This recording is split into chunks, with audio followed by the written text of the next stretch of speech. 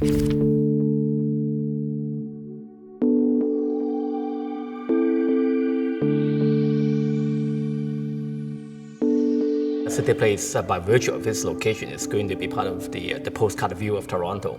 We would like to do something distinct.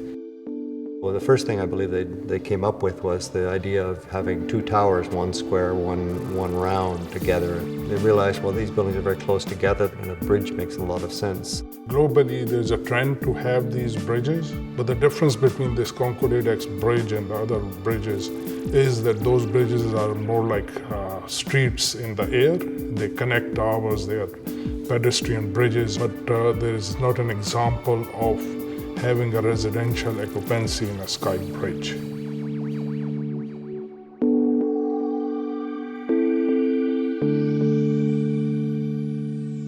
But living in a bridge, I mean, it's going to be extremely unique because there's no other units where you can have a view to the city and a view to the lake at the same time. The living room, the dining room, the entertainment areas, they are all in the bridge itself, and those will be so full of view and light, it will be like living in air. The amenity space is going to be a large area for all the residents of both parade buildings to enjoy. We want to sort of make sure that people know that they're actually up in the air by having a glass floor in one part.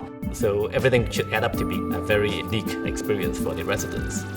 We've been 4 years of doing design meetings, budgeting, analysis, review, approvals, tens of thousands of hours. If everything is being built at the same time, it will be much easier.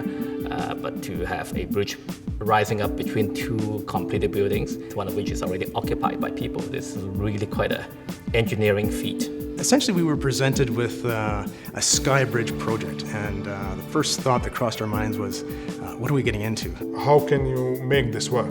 There's several constraints that we had to meet, and at the end of the day, I think we found the right solution, and we ran with it. Western put forward this idea of strand jacking, and that was a clear winner. The building themselves are used to take the load. The towers are becoming cranes. Right behind us here, that's the strands for the Block 26 North Jack. Basically, the strands become the lifting hoist.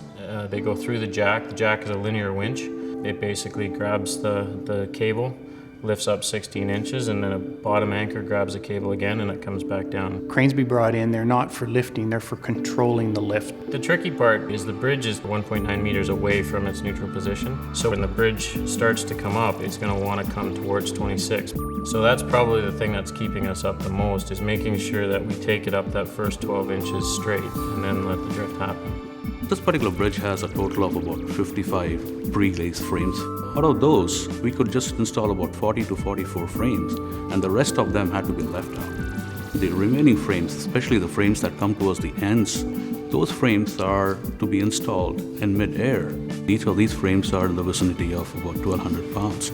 Trying to install it is a big safety concern for us. On a job like this, you check everything 10, 12 times, and you're still not quite comfortable. 9 a.m. on the 26th in the morning, when I drive by or cycle by and then see the bridge up in the air, I'll be extremely relieved and happy. It will go smooth. You said shit.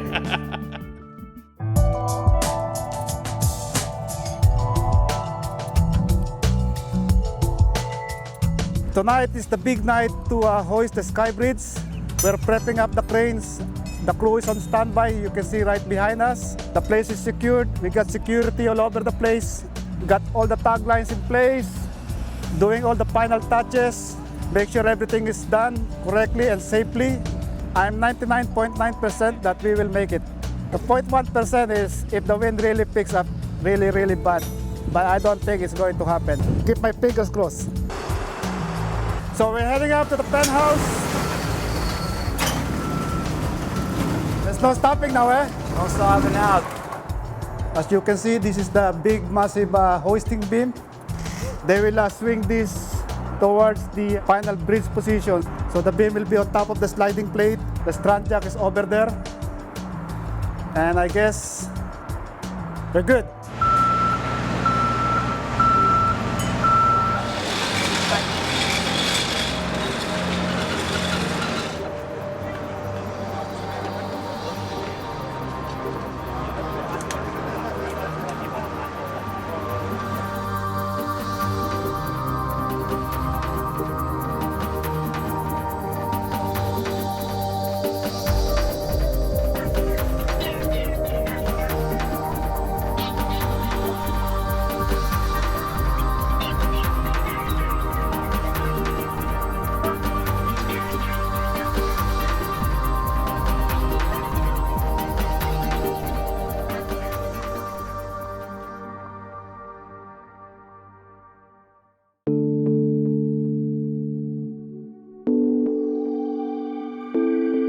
whole process is very interesting, I mean, since day one.